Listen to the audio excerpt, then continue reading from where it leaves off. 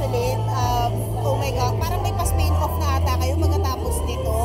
Oh, spin-off, hopefully. Parang gusto ko pa rin naman maging si Irene. Ako din. Parang okay pa ako kay Snoop sa ngayon. Kaya pa, kakapit pa kayo sa parang hindi pa napiga eh. Kulang pa sa amin. Habang di pa tapos, ayun nga yung mas maganda dun eh. Abangan nyo yung mga pwede pa namin gawin. Ano tingin yung kahantungan pa ng Snowy? Sa series, ng Can't Buy Me Love, abangan nila yung mga na-shoot na namin. Sobrang, ito yung hinihintay nila. Oh my God. Pero of course, we've heard how the ride has been for both of you. Ang dami ng inquiries pagkatapos. Anong pakiramdam nyo na, yun nga sabi mo, no, na kailangan mo pala galingan bawat eksena. Yes. Na hindi mo pala alam. Hindi mo alam. Ikaw ba, Snoop? Ganon din ang feeling Oo mo? naman.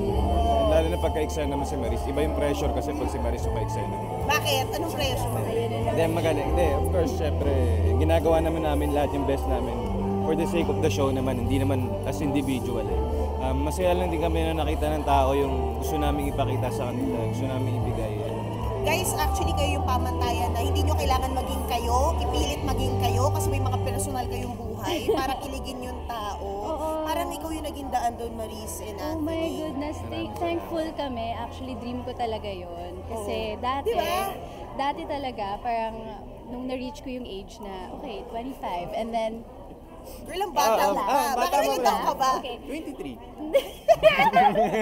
Gets! O tapos, Okay, tapos. wait, seryoso muna. Okay, nung na-reach ko yung, yung 25, may boyfriend na ako, ganyan. Sabi ko, hindi na siguro ako magkaka-love team ever. Kasi, di ba, sa Philippines naman, kailangan young, kailangan single, Kaya kailangan, itulak ka. kailangan pwedeng maging kayo. Oo. So sabi ko, okay, it's okay. This is my path, and I have to focus on it. And then, dumating to.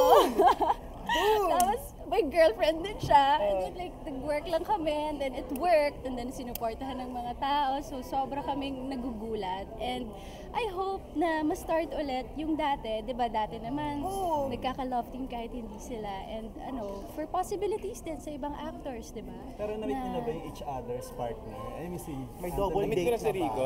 Yung girlfriend ko din niya pa Hindi ko na. pa nami-meet yung non-showbiz kasi yung girlfriend niya. So, hindi ko nami-meet. Gano'n ka Rico. protective? Sakto lang, hindi naman sobra. Hindi ka taon, hindi pa Kalmado lang namimili. naman. Hindi pa. Sa video call lang. Sa video call.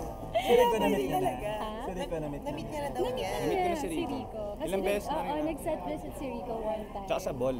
Sa ball. Naku, nag-set visit, baka naman talagang no? Sine-check? Nag-check ka? Hindi naman, Hindi bumisita naman. lang. And then, nagkataon nandun ka rin. Then, nag-usap sila. Nagbigay-pugay ka ba kay Rico? Oo naman, sabi ko idol. Hindi, pero kasi, di ba, parang siya yung nakakatanggap ng hit. Si Rico, di ba? Wala Like namang yung hate, sa kanya I yung think. messages na na tipong Rico left the universe. Mga I ganon, think, I swear. joke. Pag Siguro minumusto memes ko kayo. lang ata yun. Oo, may mga memes. Ano masasabi?